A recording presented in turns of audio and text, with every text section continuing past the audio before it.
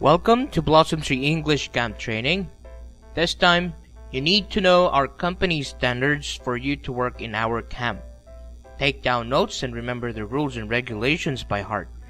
This will also help you to set a standard as a working individual. For you to work as an effective English tutor to our company, you need to listen carefully. In order for you to be an exceptional tutor, you need to follow these rules and create a good impact to our customers, your students. You have to listen, apply, and know everything by heart. Let's begin. In order for you to work as a good employee, you need to set a standard. You need to have your self-evaluation and see if you are working effectively and doing your best all the time. On this part, let's know more about the important things, skills, and details that you need to be an effective tutor in our camp. The question is, how do we maintain our standards? We maintain our standards through our employees' evaluation about their teaching skills, accent, pronunciation, grammar, teamwork, attendance, good attitude, ability and willingness to learn, working attitude, initiative, flexibility and enthusiasm, professionalism and adaptability. But I want to emphasize the things highlighted here. First is teaching skills. This will give you strategies on how to teach your students and handle their class effectively. Second is accent. You need to at least have the neutral accent, or it's even better if you have the American accent. Why?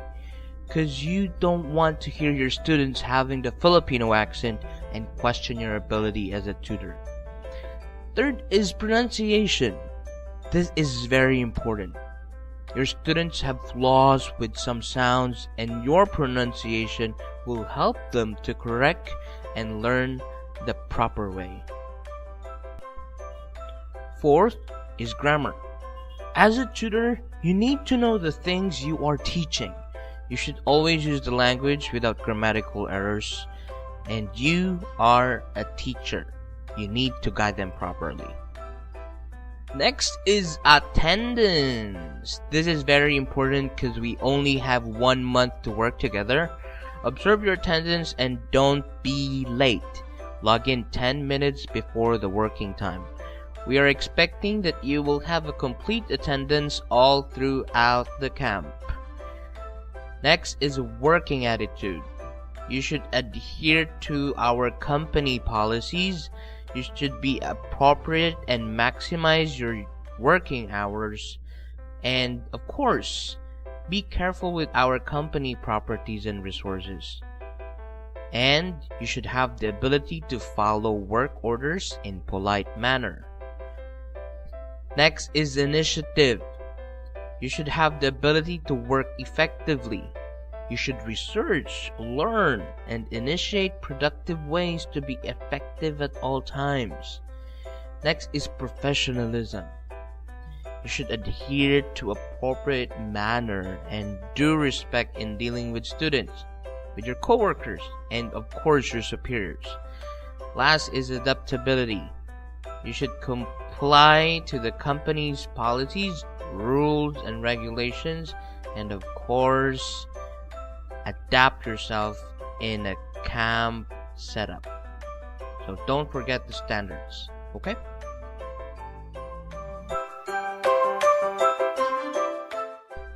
So let's move on to our dress code. As a general rule, the company requires a business attire on Mondays and special occasions. Remember, business attire on Mondays and special occasions. And smart casual or casual clothing on Tuesdays to Fridays. And for casual clothing, men and women should try to use t-shirts without offensive graphics or messages or pictures. Men and women can also wear jeans, cargo pants, rubber shoes, athletic shoes, work boots, and leather sandals. Again, don't wear clothing with plunging necklines for girls and see-through and spaghetti or clear straps. Alright? Let's move on to our regular evaluation. What is the purpose of our evaluation? This is to improve our teachers' weak points and try to let them deliver better and more effective classes to our students. The criteria of this evaluation was based on our first discussion. So always remember, try to do your best, because it will be your camp manager or camp supervisors will conduct the weekly evaluation in order for them to see the improvements that you should have. Just a reminder, consequently, if an employee performs poorly on 2 consecutive evaluations after a prior counseling, the employee shall be issued a memo, verbal or written, regarding the employee's failure to meet any or all the company's standards. So like what I said earlier, try to do your best, try to learn, have the initiative to help yourself as well. Next is our Blossom Tree policy. First policy is policy on wearing the ID. So all teachers, regardless of classification, is obliged to wear the company issued identification card at all times. So before you enter Balay Isabel, always remember to wear your ID. And of course, our EOP or English only policy. All teachers are required to communicate in English, both written and verbal, effectively at all times within the company premises. Also, employees are not allowed to communicate in words, phrases, sentences, statements that are foreign to the American language. Alright, so you cannot use any colloquial lingo, even your own language, which is Tagalog. So as much as possible, do not speak in front of the student or even in front of the management your local language. Let us move on to our basic housekeeping rules. First is vandalism. It is strictly prohibited. Any damage made by an employee to any company property is subject to appropriate disciplinary action. Next is loitering. Please do not go anywhere during, before, after class. And of course, the company is allowed to do a routine check or search to fulfill investigation in cases of any violation of the company policies. Next is workstations. All class or activity materials should be kept properly. Always remember, those are also your materials. So as much as possible, treat your materials like your own. Also, place the chairs, tables, boards, etc. in proper order before you leave.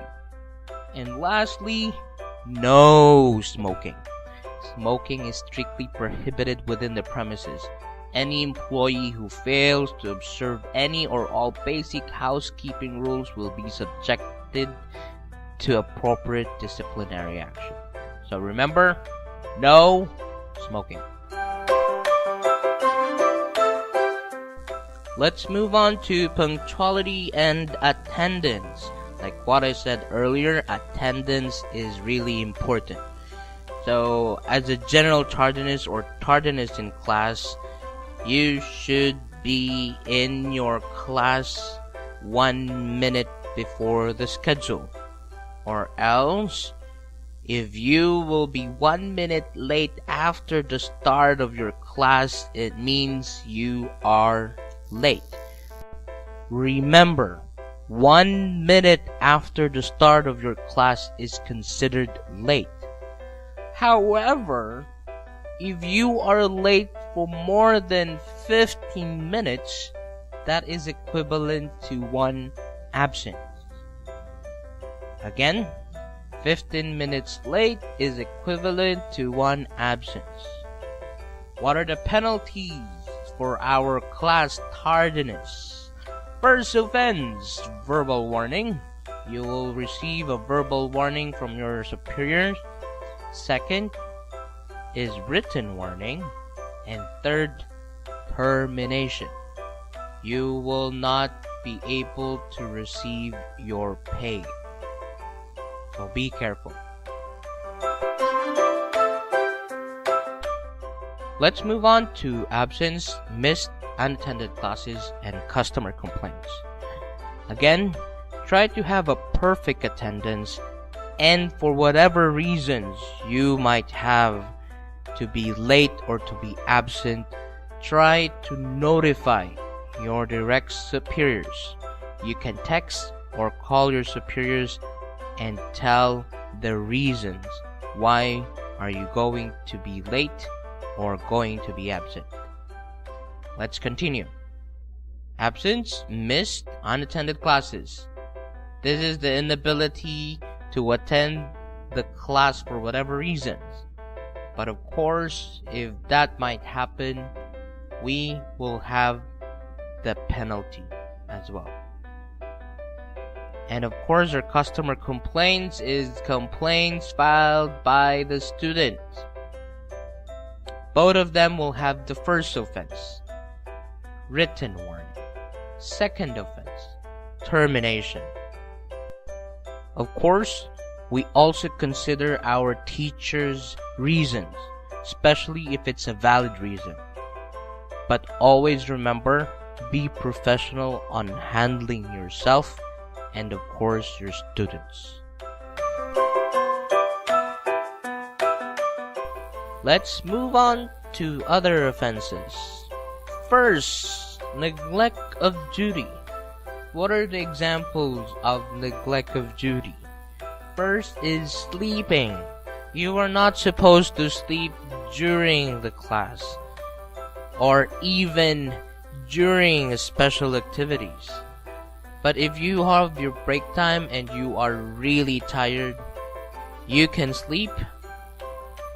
But again, as much as possible, if it's break time, try to play with your students. Next, neglect of duty. Not following EOP or English only policy. Remember, EOP. Next is not following the dress code. Remember, trying not to use daring clothings. Let's move on to insubordination. This is really important because you will be working under your superiors. So as much as possible, if your superior tells you to improve something, try to follow and improve yourself. Next is prohibited acts. What are the examples? First is no smoking. So just remember, no smoking. And last, all the things you know that is illegal. Illegal means illegal. What are the penalties for other offenses? First offense, verbal warning. Second offense, written warning. And third offense, termination. So be careful and don't do these unnecessary offenses.